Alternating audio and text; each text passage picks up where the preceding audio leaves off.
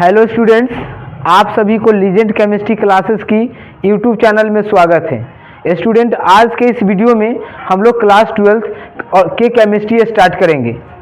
जो भी student class 11 के केमिस्ट्री अगर नहीं पढ़े हैं तो वो भी स्टूडेंट इस वीडियो से अपने पढ़ाई को स्टार्ट कर सकते हैं। अगर निगेटिविटी अगर किसी स्टूडेंट में अगर है कि हमने क्लास 11 की केमिस्ट्री नहीं पढ़े हैं, समझ गया ना, तो क्लास 12 के बारे में, तो वो ऐसे निगेटिविटी को क्या कर लेना है, दूर कर लेना है और इस वीडियो से अपनी पढ़ाई को जारी करना है। क्योंकि हर वो मतलब बेसिक से बेसिक कॉन्सेप्ट से हम लोग क्या करेंगे, क्लास 12 की पढ़ाई को स्टार्ट करेंगे और केमिस्ट्री का हर वो पॉइंट जो क्लास 11 से भी रिलेटेड हैं, उन सभी पॉइंट्स को हम लोग क्या करेंगे इस वीडियो मतलब हर वीडियो में क्या क्रिस्टल एंड क्लियर होते रहेगा। तो हम लोग क्या करते हैं, क्लास 12 का चैप्टर 1 जो सॉलिड स्टेट है फिजिकल केमिस्ट्री, वो हम लोग क्या करते हैं आज के इस वीडियो में स्टार्ट करते हैं। तो चलिए देखते हैं सॉलिड स्टेट। तो चैप्टर का नाम क्या है, सॉलिड स्टेट है, समझ गया ना। तो एज भी हम लोग जैसा जानते हैं कि सॉलिड स्टेट क्या है, तो स्टेट ऑफ मैटर होता है। तो किसी भी मैटर का जो स्टेट होता है वो एक्चुअली 3 होता है, लेकिन 2 हम लोग एक्स्ट्रा पढ़ते हैं। तो फर्स्ट क्या होता है, तो सॉलिड होता है, लिक्विड होता है, गैस, और 2 और होता है जिसमें से एक क्या होता है, boss Einstein condensation, and next जो होता है वो क्या होता है, तो प्लाज्मा होता है। लेकिन हम लोग जनरली जो डिस्कस करते हैं वो कितना करते हैं, 3। तो क्लास 12 का जो चैप्टर जो फर्स्ट है, उस चैप्टर फर्स्ट का नेम ही क्या है, सॉलिड स्टेट। मीन्स हम लोग को क्लास 12 के इस चैप्टर में हर वह कंसेप्ट जान लेना है जो एक सॉलिड स्टेट में property as a property present होता है या एज अ फीचर प्रेजेंट होता है। मीन्स किस किस तरह के, समझ गया ना, फीचर्स मीन्स कंप्लीट हम लोग को स्टडी करना है सॉलिड स्टेट के बारे में। तो देखेंगे पहले, आज तो हम लोग जानेंगे सॉलिड स्टेट के इस वीडियो में जानेंगे कि एक्चुअली सॉलिड होता क्या है और ऐसे कौन कौन से कंडीशन होते हैं किसी भी मैटर में जिसके कारण उसे सॉलिड बोला जा सकता है। तो सॉलिड क्या है, तो एक स्टेट ऑफ मैटर है। क्या है, स्टेट ऑफ मैटर। तो अब जो टर्म्स आ गया वो मैटर आ गया, समझ गया ना, कि मीन्स मैटर क्या होता है। तो ऐसा एनीथिंग अराउंड अस, मीन्स हमारे चारों तरफ का हर वह चीज, समझ गया ना, जो क्या करता है, स्पेस ऑक्युपाई करता है और जिसमें कुछ ना कुछ मास प्रेजेंट होते हैं। मीन्स हमने क्या बोला, मैटर का डिफिनीशन जानेंगे, समझ गया ना। तो मैटर का डिफिनीशन क्या होता है, तो ऐसा कोई भी चीज जिसमें क्या करता है, मास इस ऑक्युपाई करता है और वो क्या मास उसमें प्रेजेंट होते हैं और क्या करता है, वॉल्यूम ऑक्युपाई करता है, मीन्स स्पेस। जैसे सपोज अगर देखते हैं तो मैटर इज, सपोज अगर एग्जांपल अगर लेते हैं मार्कर का, समझ गया ना, तो इस मार्कर में देखेंगे तो मार्कर में क्या है, कुछ ना कुछ स्पेस ऑक्युपाई कर रहा है। मीन्स जैसे हम लोग क्या करते हैं, रखते हैं, समझ गया ना, तो क्या करते हैं, स्पेस ऑक्युपाई कर रहे हैं और इस मार्कर का कुछ ना कुछ अपना क्या है, मास है, वेट है। तो ये क्या हो गया, मैटर हो गया। मीन्स हमारे चारों तरफ का, समझ गया ना, हर वह चीज जो क्या होता है जिसमें कुछ ना कुछ मास हो, कुछ ना कुछ वेट हो और साथ ही साथ वो सेम टाइम में क्या करे, कुछ स्पेस ऑक्युपाई करता है हमारे सराउंडिंग का, उसी को हम लोग क्या बोलते हैं, मैटर बोलते हैं। सपोज अगर देखेंगे, समझ गया ना, तो जैसे ये हो गया, अगर क्या करते हैं, जैसे एयर को अगर फिल करते हैं बैलून में, तो इनिशियली हम लोग को एयर क्या होता है, ऐसा फील नहीं होता है कि एयर क्या कर रहा है, स्पेस ऑक्युपाई कर रहा है। लेकिन जैसे उसे क्या किया जाता है, फिल किया जाता है इन द किस में, बैलून में। तो बैलून का क्या होता है, बैलून जो होता है आफ्टर फिल द एयर, मतलब जैसे हम लोग क्या करते हैं, बैलून में एयर फिल करते हैं तो उस बैलून का क्या होता है, कुछ ना कुछ आकार बनता है, शेप बनता है। और वो जो शेप होता है, समझ गया ना, एटमोस्फेयर का मीन्स हमारे सराउंडिंग का क्या करता है, ये स्पेस को ऑक्युपाई करता है और उस बैलून को मतलब जैसे हम लोग वेट करेंगे तो लिटिल अमाउंट ऑफ मास क्या करता है, शो करता है। तो देख लिए ना कि जैसे हमने क्या किया, एयर को अगर किसी कंटेनर में या किसी भी प्रकार का कंटेनर में अगर फिल करते हैं तो it occupy the space of that container, वो क्या करता है, उस कंटेनर के स्पेस को ऑक्युपाई करता है। सपोज अगर दूसरा एग्जांपल लेते हैं तो सिलेंडर की बात करते हैं, समझ गया ना, अगर सिलेंडर में जैसे हम लोग एयर फिल करते हैं तो after completely filling of the cylinder, जैसे क्या करते हैं, सिलेंडर को पूरी तरह से अगर फिल कर देते हैं गैस से, तो क्या करता है, गैस फिल होने के बाद उसमें क्या होता है, वॉल्यूम ऑक्युपाई कर लेता है और आफ्टर फिलिंग जैसे फिल करते हैं तो उसको मेजर करने पर वेट होता है कि नहीं होता है। तो वेट हो गया मतलब क्या, 2 कंडीशन को उसने फिल कर दिया। तो ऐसा कोई भी सब्सटेंस, कोई भी थिंग्स, एनीथिंग्स, समझ गया ना, जो 2 क्या करता है, कंडीशन को, टर्म्स एंड कंडीशन को फिल करता है। फर्स्ट वन इज व्हाट, पहला क्या है, तो पहला क्या होना चाहिए, उसमें मास होना चाहिए, क्या होना चाहिए, मास। और सेकेंड क्या होना चाहिए, तो क्या होना चाहिए, वो वॉल्यूम ऑक्युपाई करता है, क्या करता है, वॉल्यूम मीन्स स्पेस ऑक्युपाई करे, उसी को हम लोग क्या बोलेंगे, मैटर बोलेंगे। तो चलिए हम लोग अब देखते हैं कि मैटर कितने टाइप्स, मैटर जो होता है वो कितने स्टेट में प्रेजेंट होते हैं, कितने अवस्था में प्रेजेंट होते हैं। तो सपोज एक नॉर्मल सा हम लोग एग्जांपल लेंगे, जैसे वाटर की अगर बात करते हैं, समझ गए ना, तो वाटर, अगर वाटर की बात करते हैं तो वाटर क्या होता है, लिक्विड होता है। क्या होता है, लिक्विड। लेकिन वही वाटर को क्या करेंगे हम लोग, अगर फ्रीज कर देंगे, समझ गए ना, means at the case of 0 degree Celsius, 0 degree Celsius पर उसी वाटर को इमेजिन करते हैं तो वाटर किस में चेंज हो जाता है, आइस में चेंज होता है। किस में हो जाता है, आइस में। और जैसे हम लोग क्या करते हैं 100 डिग्री सेल्सियस और एबव 100 डिग्री सेल्सियस, तो किस में चेंज हो जाता है, गैस में चेंज हो जाता है, मींस वेपर में चेंज होता है। तो देखे ना कि मतलब मैटर तो अभी एक ही हम लोग डिस्कस कर रहे हैं, वो मैटर क्या है, तो वाटर है। अगर वाटर को अगर room temperature means what 25 degree Celsius पे अगर रखते हैं तो लिक्विड स्टेट में होता है। लेकिन उसी वाटर को हमने चेंज कर दिया 0 डिग्री सेल्सियस, तो किस में चेंज हो गया, आइस में हो गया। और उसी वाटर को हमने चेंज कर दिया एट 100 डिग्री सेल्सियस, तो किस में चेंज हो गया, गैस में चेंज हो गया। तो नॉर्मली किसी भी मैटर का 3 स्टेट होता है। फर्स्ट क्या है, फर्स्ट क्या है तो सॉलिड होता है, सेकेंड क्या होता है तो लिक्विड, और थर्ड क्या है, गैस। अब दो स्टेट ऑफ मैटर और भी होते हैं, समझिए ना। वो फोर्थ क्या होता है तो boss Einstein condensation, and next का होता है प्लाज्मा। लेकिन हम लोग जो क्लास 12 का जो केमिस्ट्री स्टार्ट किया है, उस केमिस्ट्री का चैप्टर फर्स्ट का नेम क्या है तो सॉलिड स्टेट। चैप्टर क्या है, सॉलिड स्टेट। तो हम लोग क्या करते हैं, अब सॉलिड के बारे में जानते हैं।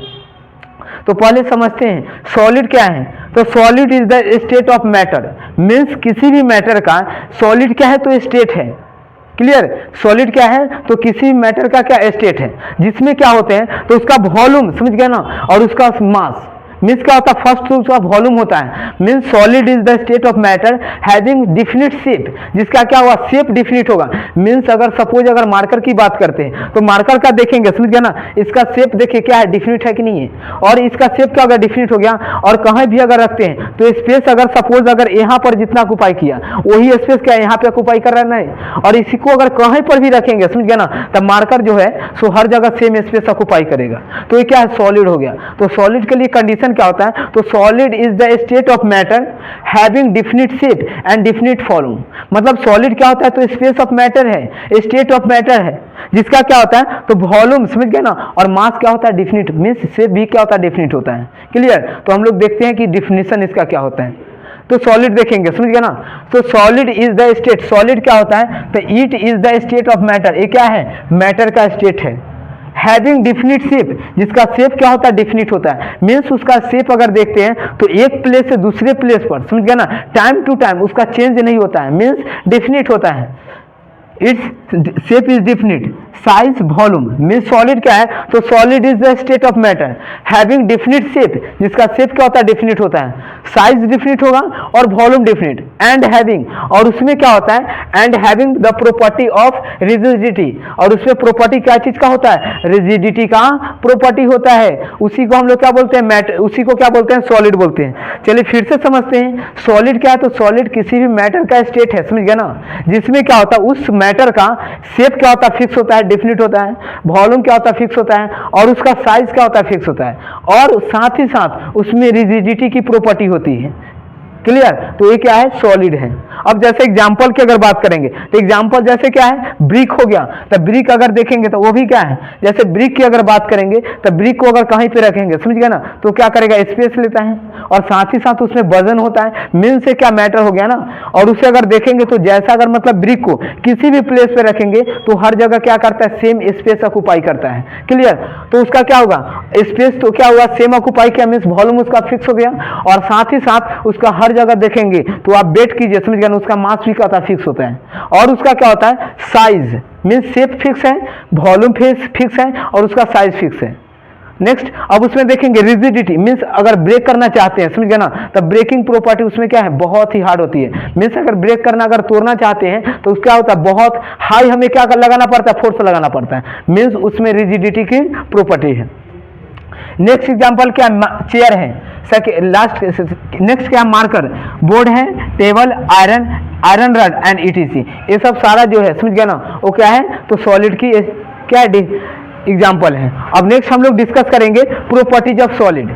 तो सॉलिड की प्रॉपर्टीज क्या होता है तो it has, its shape, size, volume is definite. Means solid का क्या होता है, शेप होता है, साइज होता है, और वॉल्यूम, तीनों क्या होता है, डिफिनिट होता है। क्लियर। मीन्स हम लोग क्या नहीं कर सकते, मीन्स एक मैटर को दूसरे मैटर जगह रखेंगे, समझ गए ना, तब पोजीशन चेंज करने पर क्या होता है, उसका शेप चेंज नहीं होता है। अब नेक्स्ट क्या है, it has very less intermolecular space. Means solid में क्या होता है, तो वेरी लेस इंटरमोलिकुलर स्पेस होगा, समझ गए ना।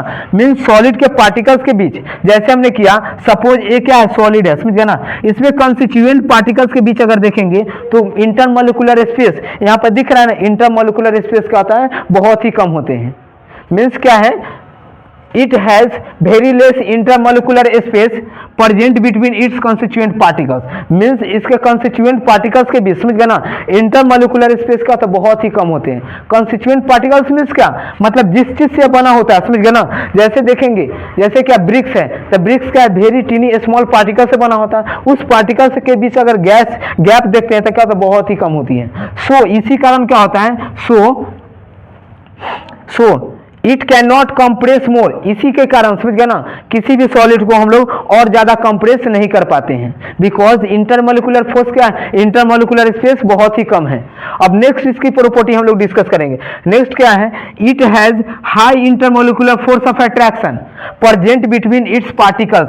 मीन्स सॉलिड के पार्टिकल्स के बीच, समझ गए ना, इंटरमोलिकुलर स्पेस जो होता है वो क्या होता है, वो तो इंटरमोलिकुलर स्पेस क्या है, तो ऊपर में हम लोग पढ़े थे कि कम होता है, लेकिन intermolecular force of attraction means particles के बीच जो अट्रैक्शन फोर्स होता है वो बहुत ही क्या होता है, ज्यादा होता है। So it is rigid in nature, इसीलिए क्या होता है, सॉलिड रिजिड होता है। क्यों रिजिड होने का वजह क्या है, बिकॉज इसमें इंटरमोलिकुलर फोर्स ऑफ अट्रैक्शन जो होता है वो बहुत ही ज्यादा होता है।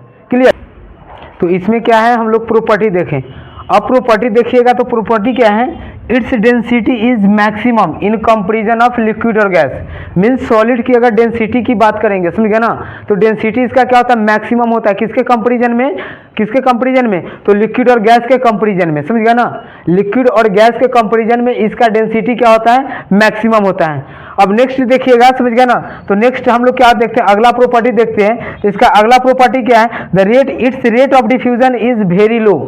मीन्स अगर इसका अगर डिफ्यूजन की रेट देखते हैं, समझिए ना, तो डिफ्यूजन क्या होता है, डिफ्यूजन एक ऐसा प्रॉपर्टी है जिसमें क्या होता है, तो एक मैटर दूसरे मैटर में, समझ गए ना, क्या करने लगता है, तो क्या करता है, तो मतलब आपस में मिल जाता है, समझ गए ना, इसको हम लोग क्या बोलते हैं, रिंग लाइट। उसमें आपस में हम लोग क्या, तो यहाँ पर देखिएगा, it's rate of diffusion is very low और नेग्लिजिबल। मीन्स इसका रेट ऑफ डिफ्यूजन जो होता है, समझिए ना, वो क्या होता है, बहुत ही कम होता है, किसके कंपेरिजन में, तो लिक्विड और गैस के कंपेरिजन में। अब नेक्स्ट हम लोग देखेंगे टाइप्स ऑफ सॉलिड की बात करेंगे, समझ गए ना। तो टाइप्स ऑफ सॉलिड दो टाइप्स होते हैं। मीन्स जितना भी सॉलिड है, समझ गए ना, उस सॉलिड को दो टाइप्स में डिवाइड किया गया है। एक सॉलिड क्या होता है, एक्चुअली में ऑल सॉलिड का प्रॉपर्टी को शो करेगा, समझ गए ना, लेकिन एक ऐसा सॉलिड होता है जो एज अ दिखने में तो सॉलिड होता है, but it not complete show the all the properties of solid, लेकिन वो सॉलिड की सारे प्रॉपर्टीज को कंप्लीट फुलफिल नहीं करता है। तो on the basis of it, इसके अनुसार, समझ गए ना, सॉलिड दो टाइप्स में डिवाइड किए गए हैं। सॉलिड को दो पार्ट्स में क्या किए गए हैं, तो डिवाइड में कैटेगराइज किए गए हैं, जिसमें से फर्स्ट अगर पार्ट देखते हैं तो क्या होता है, क्रिस्टलाइन सॉलिड होता है, क्या होता है, क्रिस्टलाइन सॉलिड। और सेकेंड क्या है, नॉन क्रिस्टलाइन सॉलिड। मीन्स एक ऐसा सॉलिड जो 100% सॉलिड की प्रॉपर्टी को फिल करेगा, प्रॉपर्टी को कंप्लीट फुलफिल करेगा, उसे हम लोग क्या बोलेंगे, क्रिस्टलाइन सॉलिड बोलते हैं। और एक ऐसा सॉलिड होता है जो एज 100% कंप्लीट नहीं करेंगे, समझ गए ना, मीन्स दिखने में सॉलिड तो होगा, दिखने में क्या होगा, सॉलिड होगा, but complete property of solid is not completed fulfil bye it, लेकिन उसके द्वारा, समझ गए ना, सॉलिड की सारे प्रॉपर्टीज फुलफिल नहीं की जाती है, उसे हम लोग क्या बोलते हैं, नॉन क्रिस्टलाइन सॉलिड बोलते हैं। मीन्स एक क्या होगा, क्रिस्टलाइन सॉलिड, और सेकेंड क्या है, नॉन क्रिस्टलाइन सॉलिड। तो अब क्या करना है, अब यहाँ पर देखिए, समझ गए ना, तो इस नॉन क्रिस्टलाइन सॉलिड को हम लोग अदर लैंग्वेज में क्या बोलेंगे, जो 100% क्या करेगा, फुलफिल करेगा, उसे क्रिस्टलाइन, और जो नहीं करेगा उसे क्या बोलेंगे, नॉन क्रिस्टलाइन। तो क्रिस्टलाइन सॉलिड को ही, समझ गए ना, ट्रू सॉलिड भी बोलते हैं, क्या बोलते हैं, ट्रू सॉलिड, और इसे क्या बोलते हैं, फॉल्स सॉलिड। तो अब हम लोग क्या करते हैं, नॉन क्रिस्टलाइन का, समझ गए ना, फर्दर क्लासिफिकेशन अब नहीं होता है, लेकिन क्रिस्टलाइन सॉलिड का फर्दर क्लासिफिकेशन होता है। तो अब हम लोग क्या करेंगे, इस क्रिस्टलाइन सॉलिड की, समझ गए ना, क्लासिफिकेशन के बारे में स्टडी करेंगे। तो देखते हैं नेक्स्ट स्लाइड में। तो अब हम लोग क्या करते हैं, क्लासिफिकेशन डिस्कस करेंगे सॉलिड की। तो सॉलिड को दो टाइप्स में क्लासिफाइड किए गए हैं। फर्स्ट क्या है, तो क्रिस्टलाइन सॉलिड, और सेकंड क्या है, तो non crystalline solid. Crystalline solid को इसके अलावा क्या है फर्दर मतलब आगे इसको और 4 पार्ट्स में डिवाइड किए गए हैं। फर्स्ट जो है सो क्या मॉलिक्यूलर सॉलिड है, सेकेंड क्या है तो आयनिक सॉलिड, थर्ड क्या है तो मेटालिक सॉलिड और फोर्थ क्या है तो कोवैलेंट सॉलिड। अब नेक्स्ट, अब ये जो मॉलिक्यूलर सॉलिड है उसको भी 3 पार्ट में, फर्स्ट क्या polar covalent, polar molecular solid, second क्या नॉन पोलर और लास्ट क्या है तो एच बॉन्डिंग। तो ये क्या था सॉलिड की क्लासिफिकेशन था। इसमें देखेंगे तो नॉन क्रिस्टलाइन सॉलिड को समझ गया ना, वो क्या होता है इसका फर्दर क्लासिफिकेशन नहीं किए जाते हैं। अब हम लोग पढ़ेंगे क्रिस्टलाइन सॉलिड और नॉन क्रिस्टलाइन सॉलिड के बारे में। क्रिस्टलाइन सॉलिड क्या होता है तो देखिए ऐसा सॉलिड समझ गया ना जिसमें क्या होता है पार्टिकल्स का अरेंजमेंट अगर देखेंगे समझ गया ना तो एक रेगुलर अरेंजमेंट में होता है। मीन्स एक अरेंजमेंट कोई ना कोई क्या करेगा पैटर्न्स को फॉलो करेगा, उसे हम लोग क्या बोलेंगे क्रिस्टलाइन सॉलिड बोलेंगे। सपोज जैसे देखते हैं जैसे क्या है ये सॉलिड है समझ गया ना, और इस सॉलिड का फॉर्मेशन सपोज मान लेना है क्या कि 3 पार्टिकल्स क्या है एक्स वाई और ए से हुआ है। मतलब इस सॉलिड का फॉर्मेशन जो है समझ गया ना उसका कंस्टिट्यूएंट पार्टिकल्स क्या है एक्स वाई ए है। मीन्स इस सॉलिड के फॉर्मेशन में एक्स का वाई और ए पार्टिकल्स क्या कर रहा है पार्टिसिपेट ले रहा है। तो इसमें देखेंगे समझ गया ना तो क्रिस्टलाइन सॉलिड के केस में क्या होता है इसमें देखेंगे तो पार्टिकल्स का कंस्टिट्यूएंट पार्टिकल्स का रेगुलर एक पैटर्न होगा और रिपीटेशन फॉलोड होगा। मीन्स यहाँ पे देखिएगा एक्स वाई ए और एक्स वाई ए। अब जितना बड़ा सॉलिड होगा समझ गया ना तो उसमें पार्टिकल्स का अरेंजमेंट मतलब रिपीटेशन उतना ही लॉन्ग होगा। क्लियर। तो ये क्या था क्रिस्टलाइन सॉलिड। अगर सपोज अगर पार्टिकल्स क्या चीज से बना हुआ है एक्स वाई ए से बना हुआ है तो इसमें अगर क्या है जैसे एक्स ए वाई ऐसे करके अगर क्या है रिपीटेशन अगर फॉलो नहीं हो रहा है तो उसे हम लोग क्या बोलेंगे नॉन क्रिस्टलाइन सॉलिड बोलेंगे। तो देखते हैं क्रिस्टलाइन सॉलिड क्या होता है।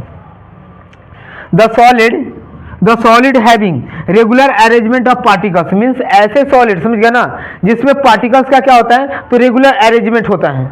Regular arrangement of particles for long range order means long range order तक समझ गया ना पार्टिकल्स का क्या होगा रेगुलर अरेंजमेंट होगा, उसे हम लोग क्या बोलते हैं क्रिस्टलाइन सॉलिड बोलते हैं। क्या बोलते हैं क्रिस्टलाइन सॉलिड। जैसे एग्जांपल में देखिएगा समझ गया ना तो आइस में देखेंगे तो आइस में जो आइस का जो पार्टिकल्स होगा उस पार्टिकल्स का रेगुलर एक क्या होगा अरेंजमेंट होगा। सेकेंड क्या है गोल्ड, थर्ड क्या आयरन और फोर्थ क्या ETC। मीन्स ये क्या एग्जांपल है किसका तो क्रिस्टलाइन सॉलिड का। अब हम लोग क्या देखते हैं properties of crystalline solid. Means crystalline solid का हम लोग क्या पढ़ेंगे प्रॉपर्टीज पढ़ेंगे। मीन्स ऐसे कौन कौन से प्रॉपर्टीज है समझ गया ना जिस प्रॉपर्टी से हम लोग क्या कर सकते हैं आइडेंटिफाई कर सकते हैं पहचान सकते हैं किसी भी क्रिस्टलाइन सॉलिड को।